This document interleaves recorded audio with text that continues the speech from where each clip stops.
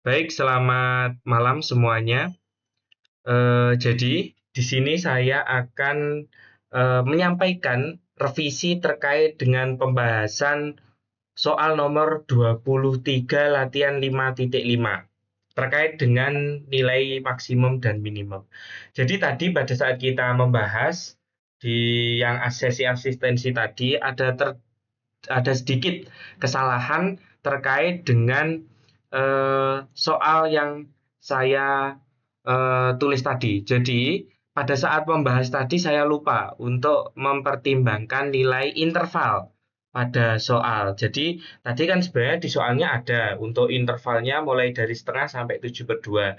Jadi, mohon maaf tadi pada saat membahas saya belum memasukkan itu, sehingga saya melakukan uji limit di mendekati minus tak sampai tak karena asumsinya kan ini X-nya kurang dari satu sama X-nya lebih dari sama dengan satu, dan tidak taunya bahwa di sini ada tambahan terkait dengan interval, bahwa intervalnya tertutup mulai dari setengah sampai 7/2. Nah, jadi di sini saya akan membahas ulang terkait dengan nomor 23 latihan 5.5. Jadi di sini kita diminta untuk menentukan nilai maksimum dan minimum dari fungsi f(x) sama dengan 4x min 2 saat x kurang dari 1, dan bernilai x min 2 kali x min 3 saat x-nya lebih dari sama dengan 1 pada interval tertutup setengah sampai 7/2. Nah, untuk solusinya, di sini kita perlu menyederhanakan fx agar mudah untuk diturunkan. Nah, kita harus menyederhanakan fx agar mudah untuk diturunkan. Sehingga didapat apa? Didapat nilai fx-nya ini sama dengan 4x min 2. Ini tetap kita tulis. Dan yang kita ubah, kita jabarkan untuk x min 2 kali x min 3 ini jadi x kuadrat min 5x plus 6 saat x-nya lebih dari sama dengan 1. Oke. Nah, habis itu setelah kita sudah tahu, maka kita harus mengingat bahwa tadi kan interval fx pada setengah sampai 7/2 supaya tadi tidak ada kesalahan lagi. Nah, kemudian kita turunkan fx. Jadi fx yang ada sebelumnya ini kita turunkan sehingga kita dapatkan f aksen x-nya untuk x kurang dari 1 kita dapatkan 4, dan untuk x lebih dari 1 kita dapatkan 2x min 5. Nah, sekarang muncul pertanyaan baru. Mengapa saat X sama dengan 1 tidak diikutkan? Nah, jadi saat X sama dengan 1 itu kita perlu menyelidiki dulu. Apakah dia itu bisa diturunkan atau tidak di titik X sama dengan 1. Mengapa yang lain bisa? Karena yang lain di sini merupakan fungsi polinomial untuk fx-nya. Jadi tinggal kita ngecek untuk di batasnya saja. Mungkin saja di batas saat X sama dengan 1 dia continue atau discontinue atau dia itu tidak bisa diturunkan. Seperti itu. Maka sementara kita tulis dulu seperti ini. Nah, kemudian langkah selanjutnya yaitu kita cari titik kritisnya. Nah, jadi di sini ya untuk mencari titik kritis juga perlu pemikiran yang kritis juga. Jadi ada dua aspek yang harus kita perhatikan, bahwa kita cari titik stasioner. Dengan cara apa? Kita cari f aksen x-nya sama dengan 0.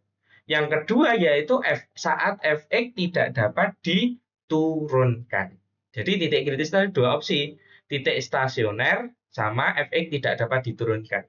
Nah, sedikit tambahan, fx tidak dapat diturunkan itu ada beberapa kondisi. Yang pertama yaitu saat fx discontinue. Jadi ketika discontinue di suatu titik, maka tidak bisa diturunkan. Yang kedua yaitu pada saat fx itu tidak dapat diturunkan. Apa sih syarat tidak dapat diturunkan? Nah, mari kita bahas setelah ini. Nah, di sini kita perhatikan dulu terkait dengan titik stasionernya. Berarti f aksen x sama dengan 0. Nah, saat x kurang dari 1, kita perhatikan ya, x kurang dari 1, maka f aksen x-nya itu sama dengan 0. Jadi kita cari titik stasionernya, sehingga 4 sama dengan 0. Wah, tadi kan ada ya di sini bahwa x kurang 1 hasilnya 4. 4 sama dengan 0. Artinya apa? Ini kontradiksi. Tidak memenuhi kondisi bahwa 4 sama dengan 0. Sehingga kita cek selanjutnya lah. Saat X-nya lebih dari 1, maka F aksen X-nya itu harus sama dengan 0. 2X min 5 sama dengan 0. Dan X-nya kita dapat 5/2. Nah, didapat titik stasionernya hanya satu, yaitu X sama dengan 5/2. Nah, lanjut. Kita cek saat Fx tidak dapat diturunkan. Nah, pertama kita cek kontinuitas. Jadi cek kontinu dulu. Dia kontinu enggak fungsinya? Kalau dia ketahuan enggak kontinu, berarti dia secara otomatis sudah saat X sama dengan 1, dia sudah tidak bisa diturunkan. Nah, kita perlu memperhatikan bahwa F1 itu sama dengan 1 min 2 dikali dengan 1 min 3, hasilnya yaitu 2. Nah, berarti intinya F1 itu terdefinisi. Kemudian kita cari saat limit X mendekati 1 dari kanan, Fx itu sama dengan limit X mendekati 1 dari kanan, X min 2 dikali X min 3. Nah, kemudian kita dapatkan hasilnya bahwa itu nanti sama dengan 1 min 2 dikali 1 min 3, kita dapatkan hasilnya yaitu sama 2. Nah, terus kemudian lanjut ke ini. Kita cek untuk limit X mendekati 1 dari kiri. Nah, kita cek X mendekati 1 dari kiri, sehingga kita dapatkan di sini limit X mendekati 1 dari kiri, itu dari 4X min 2, itu sama dengan nanti juga 2. Sehingga apa sih kesimpulannya? Karena limit X mendekati 1 dari kanan sama dengan limit X mendekati 1 dari kiri dan sama dengan F1, maka fungsi tersebut dapat disimpulkan bahwa dia itu kontinu di X sama dengan 1. Berarti aman ya? Berarti intinya kalau dia sudah kontinu berarti dia ada kemungkinan dia itu bisa diturunkan. Tetapi harus tetap kita cek bahwa dia itu bisa diturunkan nggak? Dengan cara apa? Kita cek dulu. Cek dapat diturunkan atau tidak di X sama dengan 1. Nah, kita perlu memperhatikan bahwa limit X mendekati 1 dari kanan dari F aksen X atau turunan pertama dari F itu kita cari dulu nilainya. Sehingga kita cari limit X mendekati 1 dari kanan, berarti kita pakai 2X min 5 dari turunan yang sudah kita ketahui tadi. Sehingga kita dapatkan hasilnya yaitu min 3. Kemudian kita cari limit X mendekati 1 dari kiri, F aksen X. Ini mohon maaf tipe ya. Jadi ini harusnya minus limit X mendekati 1 dari kiri, 4. Berarti hasilnya 4. Berarti secara otomatis karena limit X mendekati 1 dari kanan tidak sama dengan limit X mendekati 1 dari kiri, ya, dari si F aksen X itu, maka fungsi tersebut tidak dapat diturunkan saat X sama dengan 1.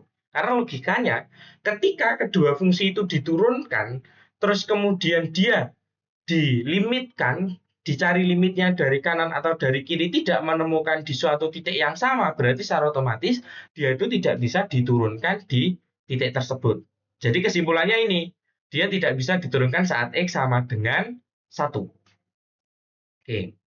Nah, jadi dari kedua pembuktian didapatkan titik kritis bahwa X sama dengan 5/2 atau X sama dengan 1.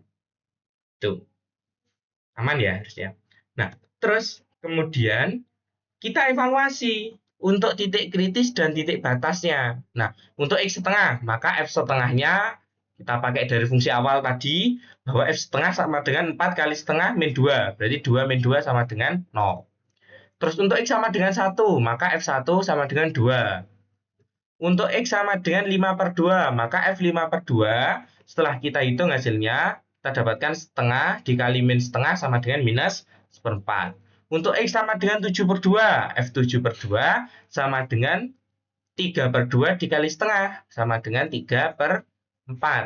Nah, kita dapatkan tabel seperti ini. Jadi X setengah, 1, 5/2, 7/2. Fx-nya kita dapatkan 0, 2, min 1/4, 3/4. Nah, kita mencari nilai maksimum dari mana? Dari si Fx-nya ini, yang menjadi nilai maksimumnya. Sehingga didapat apa?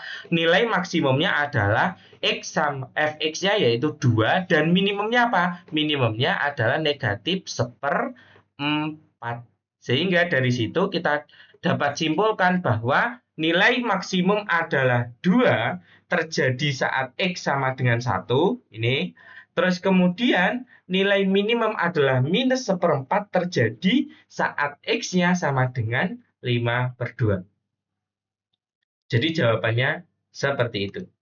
Untuk grafiknya seperti ini. Jadi kalau kita perhatikan bahwa dia itu yang sebelah kiri ini adalah grafik untuk yang X kurang dari 1 tadi, X kurang dari 1 seperti ini, dan untuk X yang lebih dari 1 kita bentuknya seperti ini. Sehingga kalau kita perhatikan secara logika dari grafik, berarti kalau maksimum minimumnya, berarti kalau maksimum ambil aja yang paling atas, terus kemudian kalau minimum ambil aja yang paling bawah. Jadi di sini terbukti kalau dia nilainya 1, maka di sini hasilnya saat X-nya 1, nilai tertingginya yaitu 2.